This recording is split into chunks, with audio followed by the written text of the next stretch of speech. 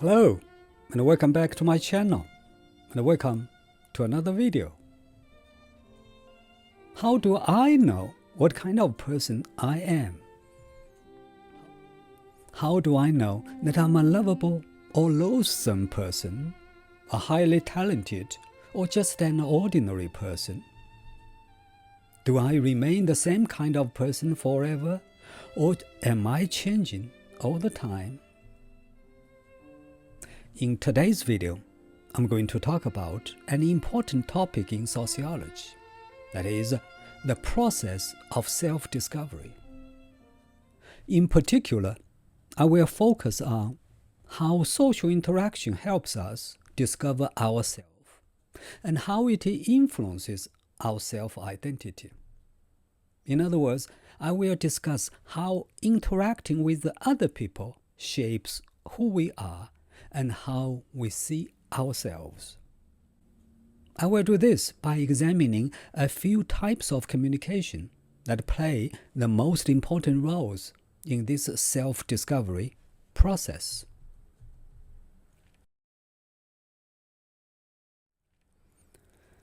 But first of all, what is the self? Well, I define it as your unique awareness of who you are, an identity which is developed, sustained, and changed as you interact with other people. The self has several characteristics. First, the self is multidimensional. There is a physical self that includes your height, weight, body type, abilities and disabilities, the color of your skin, etc. You also have an emotional self that reflects how sensitive you are, whether you are a quiet person or a straightforward person, etc. In addition, there is a cognitive self, which reflects your intelligence and intellectual aptitudes. Finally, there is a social self. For example, you play different roles in different social or professional situations, such as son, daughter, parent, uncle, or as manager and collaborator. Secondly, the self is shaped by society and culture. Every society classifies people in a unique way. For example, race is considered a primary aspect of personal identity in a multiracial society such as America. If you live here in America, you will know that race is one of the first aspects of a person that we notice and describe. What is more important is that race is an aspect of identity that is shaped by broad cultural views, such as cultural stereotypes. For example, Chinese Americans are often viewed as quiet, submissive, and hardworking. Many Latinos are nowadays viewed as undocumented immigrants. Finally, which is actually the focus of this video, the self is shaped by the perspectives of specific individuals who matter to us. In other words, we discover our self-identity or how we see ourselves through social interaction with people around us.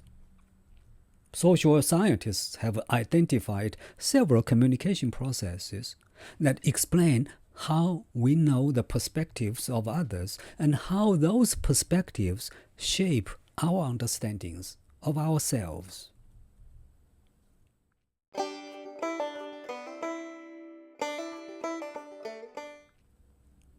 The first is called reflected appraisal.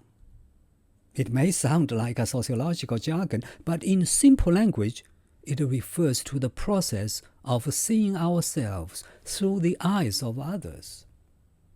For example, when small children interact with adults, they learn how adults see them. In other words, they see themselves in the looking glass or mirror of others' eyes. They first see themselves from the perspectives of their parents or caregivers. If parents communicate to children that they are special and cherished, the children will probably see themselves as worthy of love. On the other hand, children whose parents communicate that they are not wanted or loved may come to think of themselves as unlovable. As children grow up, reflected appraisals continue throughout their lives.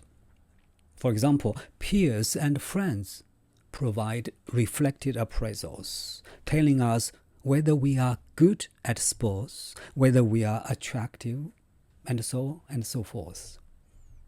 Later, in professional life, we encounter co-workers and bosses who reflect their appraisal of us.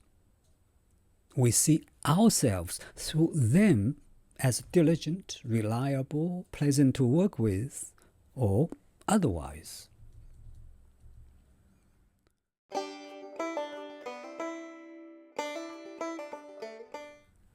The second communication process in which we discover ourselves is called direct definition.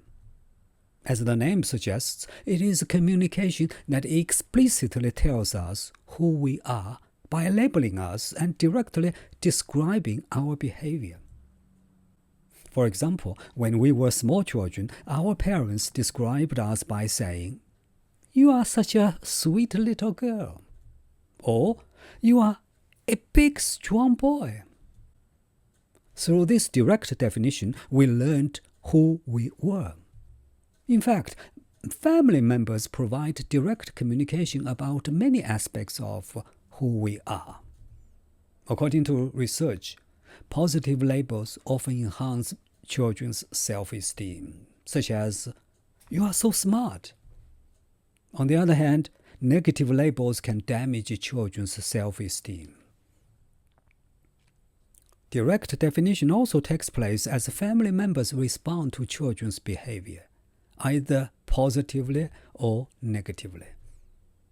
From direct definition, children learn how others see them and what others value and expect of them, and this influences how they regard themselves and what they expect of themselves. Similarly, peers also offer direct definitions of us. For example, a fellow student may say to you, "You are really good at mathematics." Such direct definition by peers obviously has pivotal impact on how we perceive ourselves and our worth.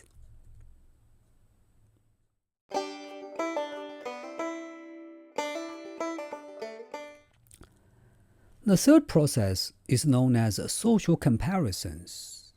It is a process in which we compare ourselves with others in terms of talents, abilities, qualities, and so on and so forth.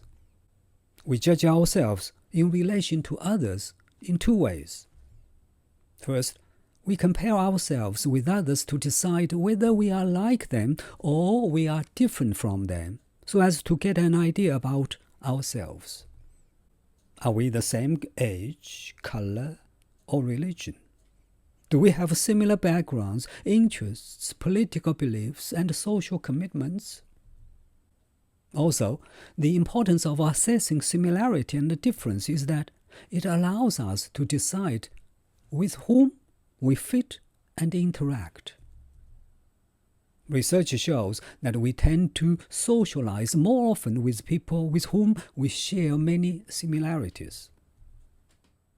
The second reason why we engage in social comparisons is to assess specific aspects of ourselves. We know that there are no absolute standards of beauty, intelligence, musical talent, athletic ability, etc. So, we measure ourselves in relation to others. Such a comparison gives us an idea how intelligent we are, how good we are, and so on and so forth. Research shows that social comparison can lead us to be dissatisfied if we compare ourselves to those people who are doing better or have more. For example, you will feel better about yourself if you make $100,000 a year in a community where most people make $50,000 a year.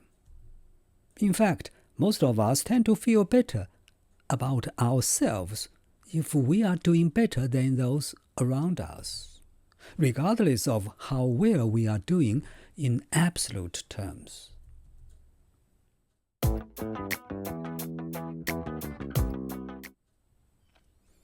In conclusion, social interaction plays a very significant role in the process of self-discovery. In the process, other people act as mirrors, giving feedback such as likes or dislikes on our attributes, talents, and shortcomings, helping us understand ourselves better. We also learn about ourselves when others directly tell us who we are.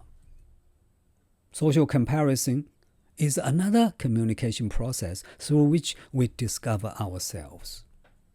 We come to know how we are similar to or different from others.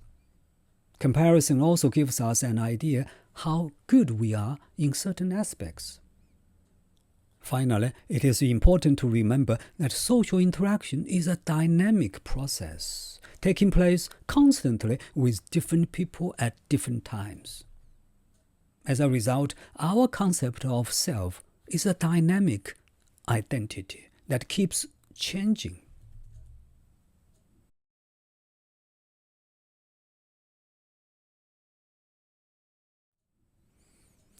Well, I think that is all for today's video. But before I go, I should also point out that self-discovery and social interactions are deeply intertwined. Social interaction gives you a better understanding of yourself. When you have a better understanding of yourself about your values, needs, and desires, it helps you live a more authentic life, so that you don't feel like pretending to be someone else. A better knowledge of yourself, such as knowing your feelings, beliefs, also leads to better emotional regulation, empathy, self-control, thus enabling you to establish stronger personal and professional relationships.